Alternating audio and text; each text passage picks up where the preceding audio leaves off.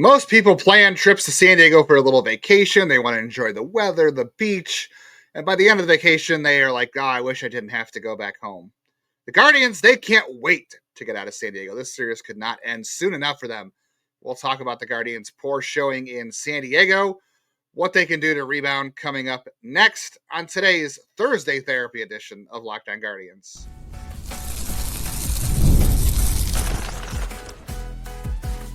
You are Locked On Guardians, your daily podcast on the Cleveland Guardians.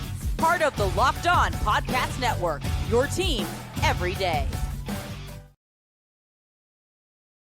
Oh, I love early season baseball. The excitement of opening day, you getting off to a good start, and it's washed away by a sweep in San Diego.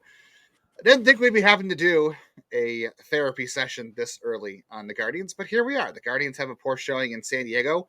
We will talk about how the Padres are the Guardians' daddies. They're everybody's daddies, but they're the Guardians' daddies after this week. Guardians don't play guards ball in San Diego. We'll talk about the early season schedule they face so far, and if there's any cures ahead for what ailed the Guardians this week. Thank you for tuning in to today's episode of Locked On Guardians. Despite their rough play the last couple of days, we're glad you're with us. It is our favorite half hour of the day, and we hope it's yours. We're checking Cleveland Guardians baseball for the next half hour, part of the Locked On Podcast Network, your team every day. I'm Justin Latta, and I have been covering the Guardians minor league system since 2007. Previously editor-in-chief of Guardians Baseball Insider, currently at the News Herald, the Morning Journal, next year Cleveland.substack.com, Prospects Live, and here with all you fine folks. And Jeff, who's on his 6th year with the network. Spoiler alert.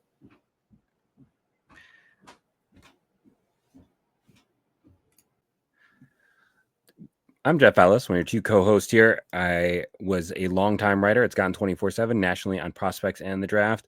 And I am your 31st favorite writer at every Cleveland sports log that has It Will Exist. And no one's going to get this. Go ahead and put your guess in the comments what the 31 stands for. No one's getting it. Guaranteed. We had somebody get yesterday's answer for 7. Do you want to reveal? Oh, did we? I didn't see it in the comments. Oh, it was through our insiders group. Insider program. Okay. Yeah. You want to reveal what it was? The 7 was because at that point in time, they had 7 strikeouts in a row in the game. It was, listen, Michael King was really good last year, and every article today was about how he added more vertical break. He added more movement. I'm going to say it here. Michael King's going to finish top 3 in the Cy Young. I firmly believe that. I think he's better than Dylan Cease, and he is going to get paid this offseason. Hit Cease and King. It's going to be big hits for the Padres. I don't know if they can afford to keep either of them, but Michael King is just, he's a beast. He's an absolute beast. If you haven't had a chance to see him after his breakout, once he was part of the Soto deal a year ago, you got to wonder if you're the Yankees. I know 1 year Soto was great, but how much are they potentially going to regret that? I don't think I would regret that at all, because they went out and signed Max Fried, and they'll figure things out. I don't think the Yankees. Juan Soto is Michael King's great and all, but Juan Soto is a generational talent. So I think I would do that trade again, because what else did they give up? Like, there isn't really a whole lot else going on from that trade either. But it's Randy Vasquez, Juan Brito, and Drew Thorpe, who they then used as a centerpiece to get Dylan Cease. Okay, so you got Dylan Cease out of it. I don't know. I think it worked out for both teams. Truthfully, I would say it worked out if it wasn't the 1 year thing. That's the only thing that kind of makes me go. They made the World Series. They beat the Guardians. It worked out for both teams. Trades worked out for both teams. What did not work out for the Guardians in San Diego is a whole lot of anything. Everything? A whole lot of anything. The Luis Ortiz fiasco, the first night carrying over from spring training, not having any opportunities to hit Michael King, which, a lot of people, that's going to happen to a lot of people this year, as we said. Yeah. And then they had opportunities. Logan Allen, it was rough. Yeah, Logan Allen was tough. What I think was the roughest thing about the series was the starting pitching. Yes, your 3, 4, 5 technically in this rotation really had rough turns out there. And Lively, Lively had 1 bad inning, and that's generally Ben Lively does that. It's 1 bad pitch, right? He gave the 3-run homer to Vinny Pasquantino in Kansas City. They overcame that with some late offense, and he gave the home run to Jackson Merrill, who just got paid big bucks, and that was after an infield single. So, or was it an error? I can't even remember, but. Like it was the single and then the Jose error after that. It was the multiple plays. I believe, right? it was really the defense in the series that was so disappointing because like it was fine. It was But some days it fine was good. against. It was up and down. It was not great overall. It was not great. It cost them a lot. The first game wasn't so much of an issue, but we talked on the during game two that they got a lot of double plays behind Logan Allen that really saved them, and that was good. But as that game wore on, they had more defensive miscues, right? That was not great. And then in this one, you had another Jose error because in game two you had Jose made a great play, nobody was on second base, and then a lot of other defensive things just kind of unraveled from there. You had wild pitches. Joey Cantillo wasn't great out of the bullpen, and then the defense also didn't help him. And then in this one, you had Bo Naylor throwing through on a play where the guy came home and stole after he threw through, which was kind of weird. You had a Jose error. Just the defense has not been clean for the most part. They threw some runners out on Tuesday night, which was nice to see, but it was a very inconsistent performance. They had the one base running blunder, and they didn't hit with runners in scoring position, which is going to be cyclical. Like we know that's how it's going to be. Last year this team got off to a good start because I think partially they got off to a good start last year. Because they had a better better schedule ahead of them. We're going to talk about that more in a second, or maybe in the second segment. But I think overall they just didn't do the things that made them successful a year ago in this series. They we sang their praises against Kansas City because they were patient. They got runners on. They drove up pitch counts. They took advantage, and they had a clean game, right? Like the bullpen had its issues in Kansas City, but they played clean, right? And for the most part, the bullpen was okay outside of Class A and a bad Hunter Gaddis outing. In this one, the bullpen wasn't really the issue, but it was the starting pitching, which didn't help them last year, obviously, but the defense, the base running, and getting runners on and hitting with runners in scoring position was what made him good a year ago. This was not Guard's ball. This was just simply not Guard's ball. Like that's I, all you. I don't know. I slightly disagree because to me it was that the starting pitching was miserable. Like all other parts of it don't Was. really. It Like to was. me, that's the thing. Like the defense was good until that game was essentially over, and to me at that point I wasn't too concerned. It's like Ben Lively can't have 9 base runners in 4 innings. Logan Allen can't have a FIP that's almost 8. Luis Ortiz. I mean, it's funny they left him in there. It's to be a sacrificial lamb essentially, but the game's got out of and sure, it's when you're only scoring 2 and no runs, it's also the offense. They had opportunities today, and it's they just couldn't put things together consistently. There are some guys who are playing better than others, which is like the dumbest statement maybe I've ever made because that's always the case of it.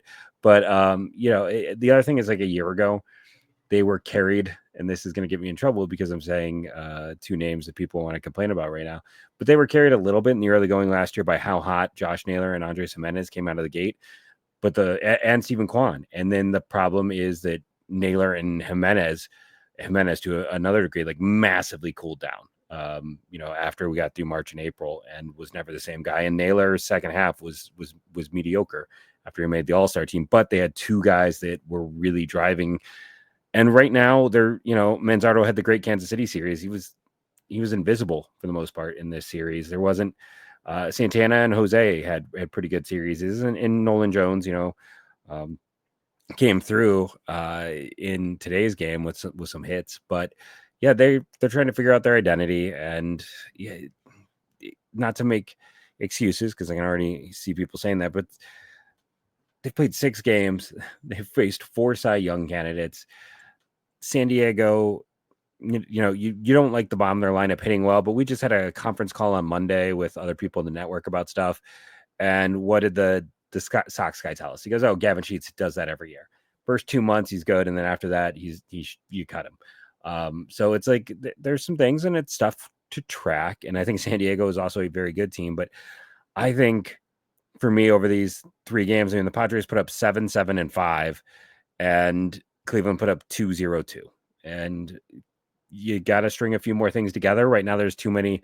Lane Thomas, Brian Rocchio, Bo Naylor are really struggling, and it just when you have massive black holes, you need those guys to get approaching average so you can try to string a few more things together. And then the pitching's just, they wouldn't have won if they gave up 7, 7, and 5. They wouldn't have won any of those Kansas City games. So yeah. No, they wouldn't have. But I think you can agree that they have to play clean baseball to win. This is not a team that's built to Yeah, overcome a lot of that's mistakes. fair. You can't make base running mistakes. You can't make defensive But they weren't mistakes no clean in matter what. Kansas City. No, They but had they weren't multiple this. error games. It wasn't. And it's not just the errors in the box score. It's errors that don't show up in the box score. It's again the play that Jose made on Tuesday night where he had the diving play and nobody covered second base. That's not an error. That's just an infield hit. But that should have been an out. Again, Gabriel Arias' base running blunder and Jose and Bo Naylor throwing through to second base and allowing a run to come home. Those don't show up as errors in the box score, but they are errors. They do cost you runs. And this is not a team that is built to overcome those mistakes. So they have to play clean baseball. And this team talked last year about how they worked harder than everybody else. They were doing defense before games. They worked on the little stuff they knew was important. I'm not saying they're not working on it. I'm sure they are.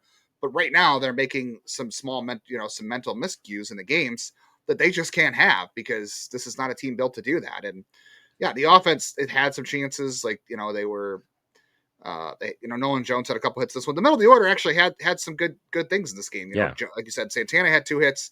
Nolan Jones had 2 hits. Jose had 2 hits and a double. So things were good there. They just didn't bring anything around to score, which is going to happen. They had chances. And like you said, the Padres also are a very good team right now. They're playing good. They're playing hot. They do have the top of the order beat them in this one early in the series. They were getting beat by the bottom of the order, which is not good.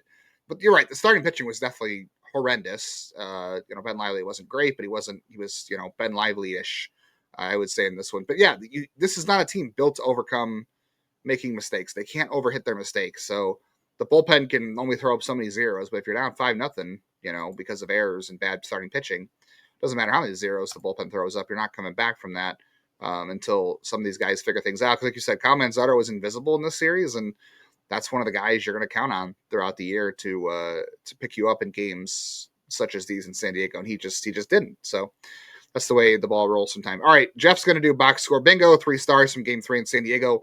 We'll talk more about the early season pitching matchups and what went into the series, truthfully, why this was so ugly for the Guardians and why we think they'll turn the page here coming up over the weekend on the rest of today's Locked On Guardians.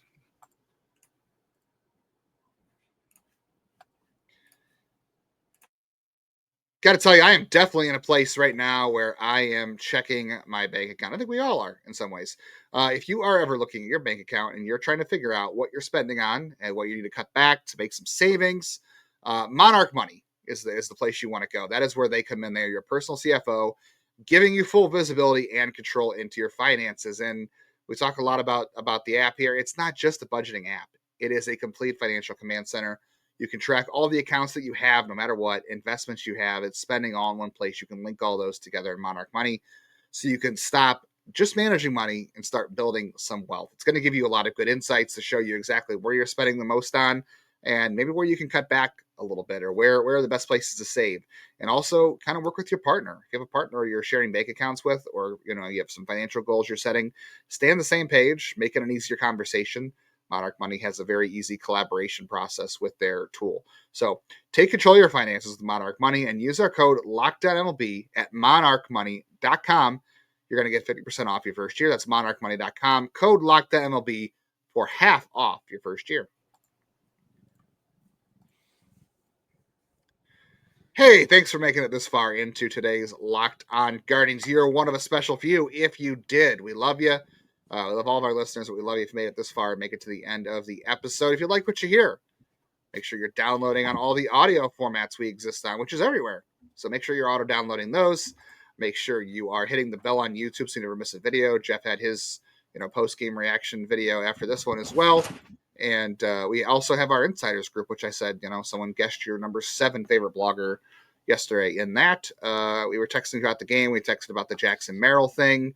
A little bit today. We've texted about Andres Jimenez, which we'll talk about more on Friday's show.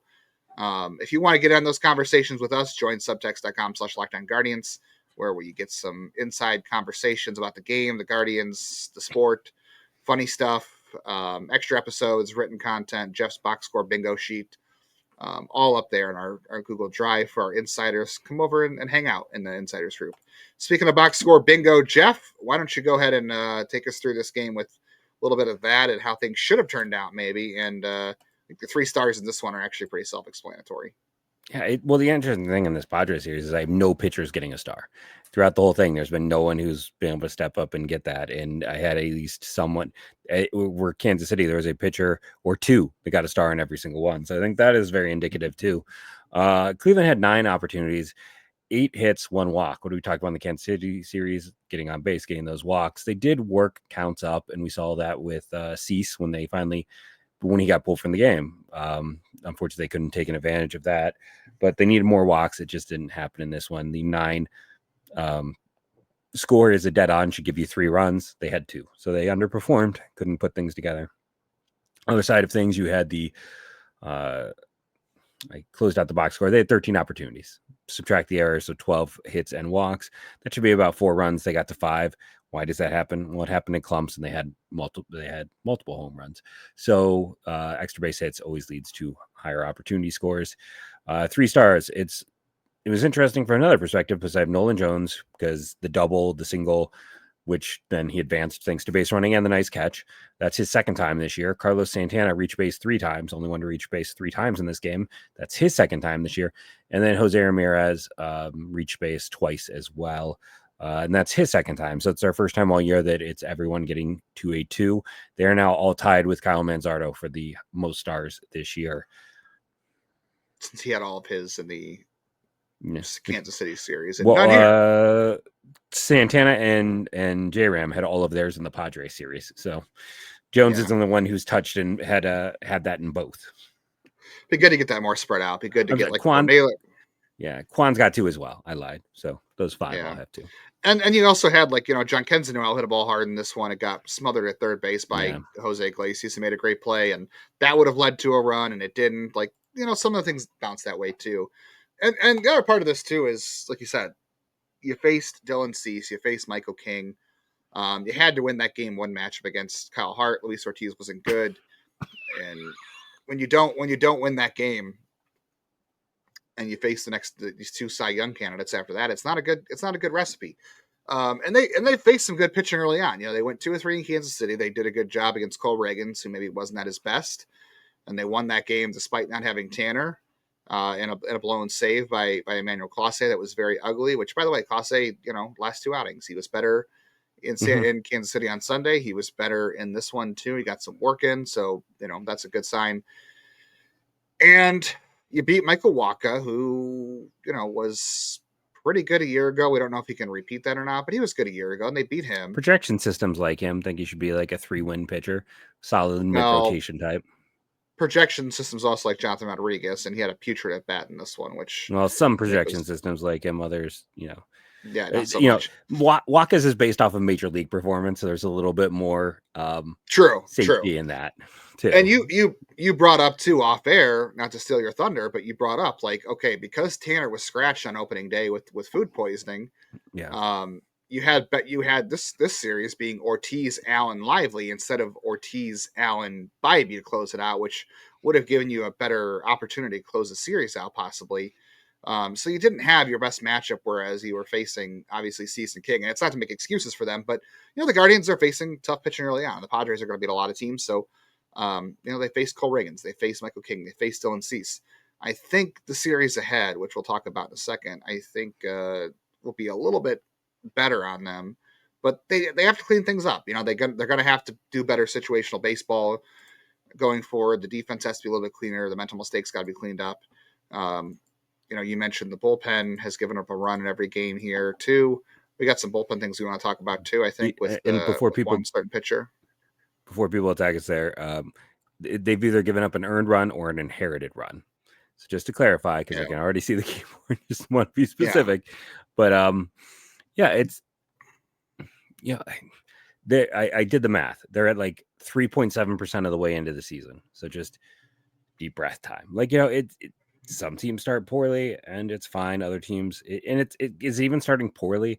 They won 1 series, they lost 1 series. Now they lost this one badly, but they faced a buzzsaw. They got, the Angels, and then they got the White Sox, and then they got the Royals again. So we'll have to see. And the Royals series sets up to have Tanner to lead off. So we'll have to see if they reshuffle with a bunch of off days. But they're in a situation where they should be able to rebound. They should have some, more success. Though I will say Shane Smith and that change, I feel like watching that game today, I'm very curious in general to watch this team because it felt like the plan for the Padres this weekend was keep the ball as low as you can in the zone, and then Cleveland will expand south. Keep everything low and count on them expanding south. So I'm very curious to see, do the Angels do this? Do the White Sox do this? We knew change-ups were a weakness a year ago, and we're seeing teams be very specific about it. At least the Padres attack them very specifically in this series. They did, especially Dylan Cease. We'll get into more of that. Yeah. We'll talk about the schedule ahead for them. We'll talk about some positives so far. We'll get into one minor league piece from Wednesday night as well. More to come on this episode of Locked On Guardians.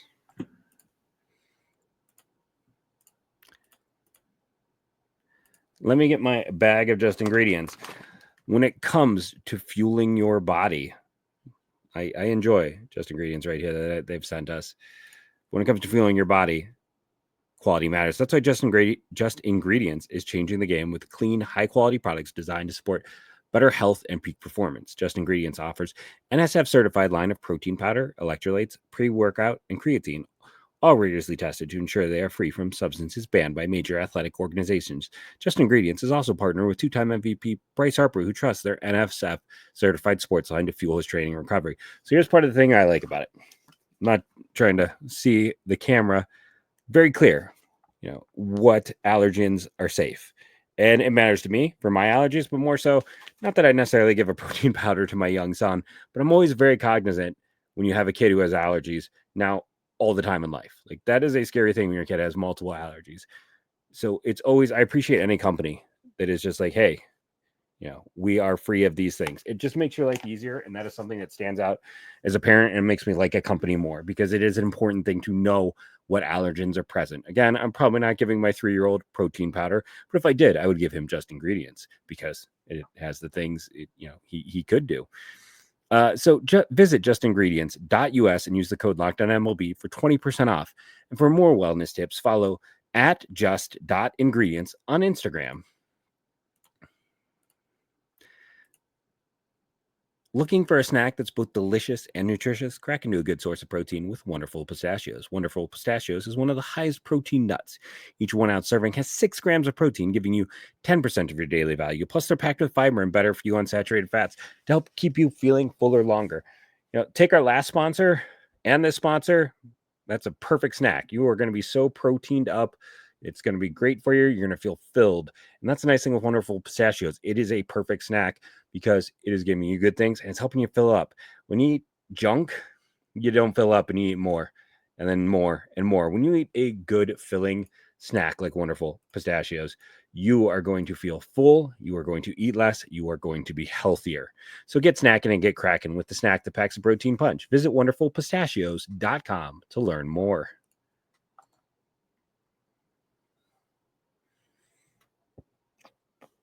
All right, let's talk about some positives from this series a little bit, and let's go really quickly point out the one thing you said about attacking the Guardians with change-ups too, because you brought up a good point again off the air that we're gonna pull on here. But Dylan Cease was kind of a 2-pitch pitcher in this one. Yeah.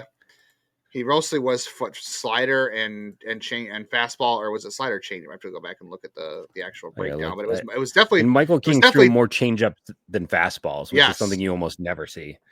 Yeah, and then Dylan Cease was all slider, all fastball. He did throw some changeups too, but he was all slider, all fastball. And you're right. Like I think the Guardians, if you look at just some of the pitch plots and where they did well at the first series, was a lot of good patience east-west, not so much north-south.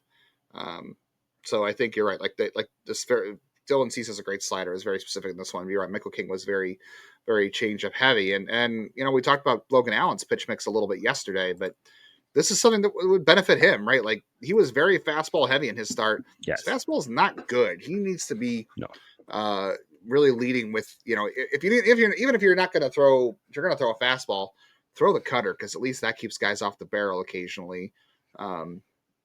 Go more with he's got a good sweeper, or he's supposed to have a good sweeper and a good changeup.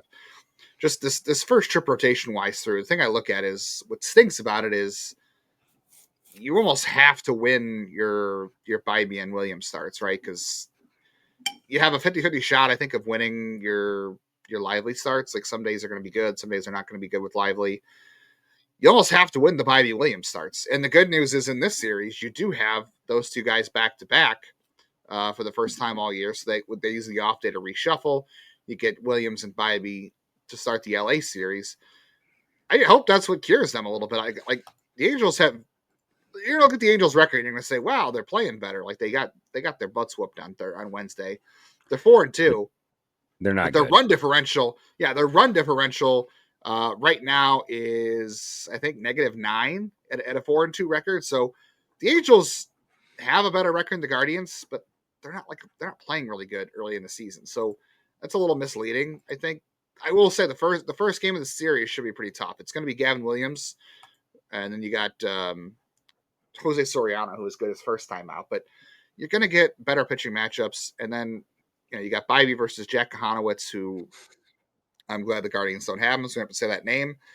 And then in the finale, you have Ortiz and Tyler Anderson, which you're hoping for a better outing from Ortiz, but Tyler Anderson hasn't been a good pitcher for a while now, and that's a matchup that's at least a little more even considering Ortiz's struggle. So it's like you said, it's one series, or two series, they're 1-1, and now you have the Angels. Then you get another off day, and then you come home for the White Sox, who I know the White Sox have played better recently, and there's no chance the White Sox can be as bad as they were a year ago, even though they traded their best player, and they also have a negative run, or they have a positive run differential, despite their not having as good a record as the Angels. But you're also coming off a nine game road trip when you come home, right? Like a 9-game road trip after being in Arizona before coming to Cleveland, that's a lot. And I think if you go 4-5 on the road, like 5-4 would be great. If you can sweep the Angels, that'd be great. But if you can go 4-5 on your 9-game road trip to start the season before you play a home game, and you just played San Diego, who's one of the best teams in baseball, not named the Dodgers, I think you'll take that for early in the year. Like I said, last year they got off to a good start. Like you said, they had Kwan was off to a great start. Naylor and Jimenez were both off to good starts. The other guy you didn't mention last year, Jeff, that was off to a great start was David Fry. David Fry had a great start to last year. He's not around this year, so you need someone to make up for that too. And you played Oakland to start last year. You swept them. They were not good in the first half a year ago. It took them until the second half to get their stuff in gear. And then the Twins were not good early on last year either. And then you had the White Sox. So, you had some early season, I think, cushion before you got to the meat of the schedule last season. And this year you got San Diego, and now you're going to get to a softer part of the schedule, hopefully. Yeah, and the reason why the schedule was softer last year is because they had a bad year the year before that. When you look at the Angels had the White Sox to start, and then they had St. Louis. They faced two lottery teams out of the gate. Save it for tomorrow, but they only have one hitter with a WRC plus over 10 or over 100, I should say, who has 10 plate appearances. So this is a series they should sweep. I know you should never say they should sweep, but you should sweep this Angels team. It's a team, and that would get you back home 5-4 if you did sweep that series. You come back home 5-4, and I want to get into more of the AL Central on Friday's show, but the Twins started off 0-4. They've won a couple games in a row now. They're 2-4. They have the same record as the Guardians. People were saying, "Oh my God, this Twins team, they're off to a horrible start. Things look bad." And now they're 2-4, and they have the same record as the Guardians. So it's just super early. There are definitely some trends. To tell anything.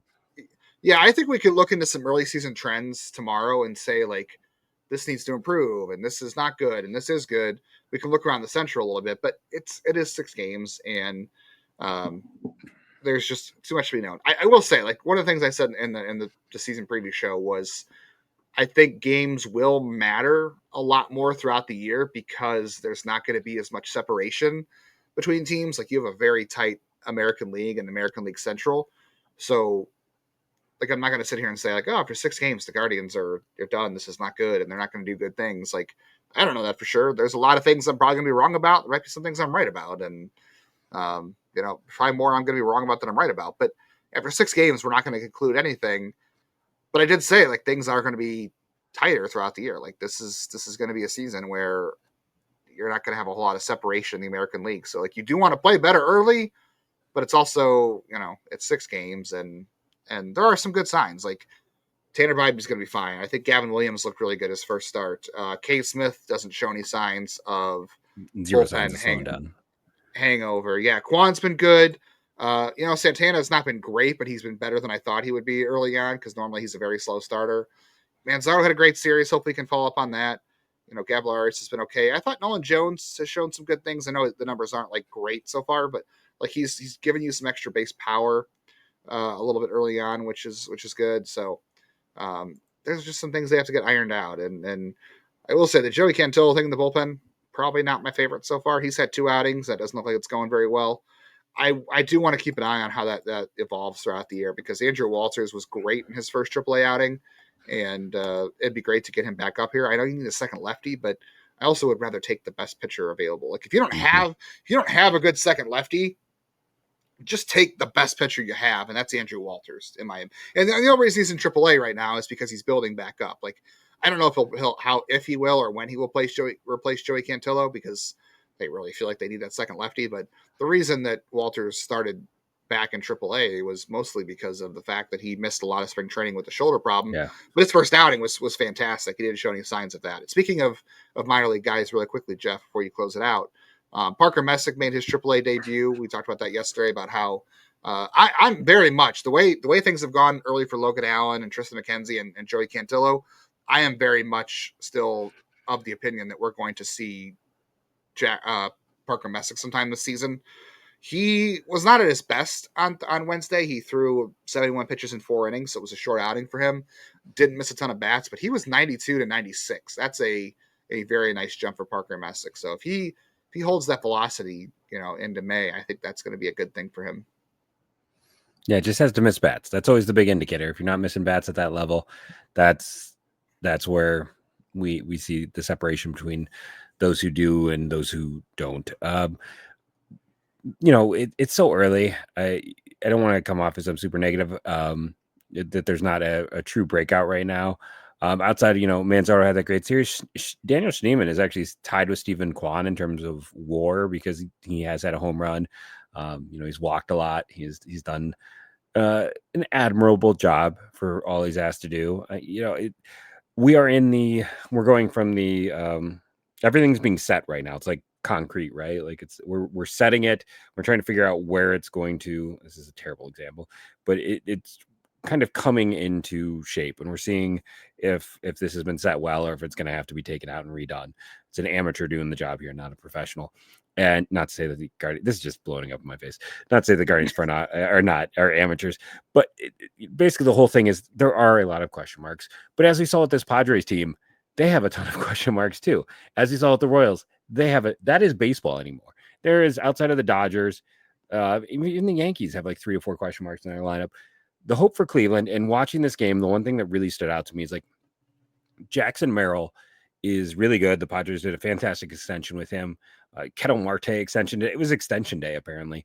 But Cleveland hasn't had a Jackson Merrill since like Lindor and Jose. Like, you gotta find and hit on those players and get those young players who are legit star ceilings and upside. And just kind of watching that, and Cleveland has to hope that maybe Manzardo can be that guy who can be a multiple-time All-Star.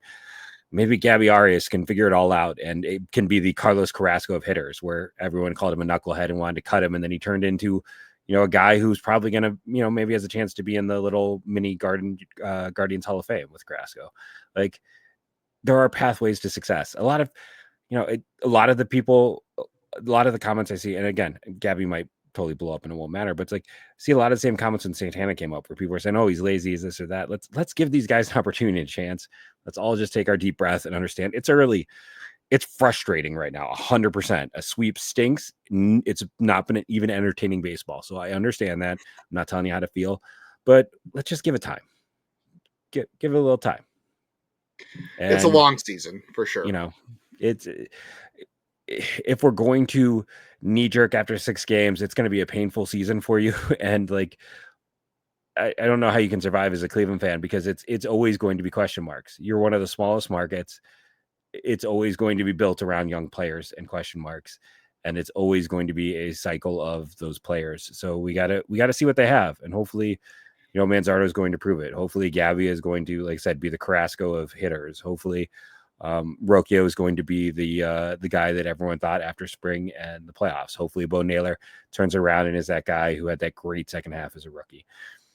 The odds of that all happening are low, but I'm gonna pull for it, and I'm gonna stay positive. And they got 2 potential aces at the top, and that gives them a lot of ability relative when you have a top 5 player plus 2 ace, two guys who could make some all-star teams at the top of your lineup. That's gives you a lot of wiggle.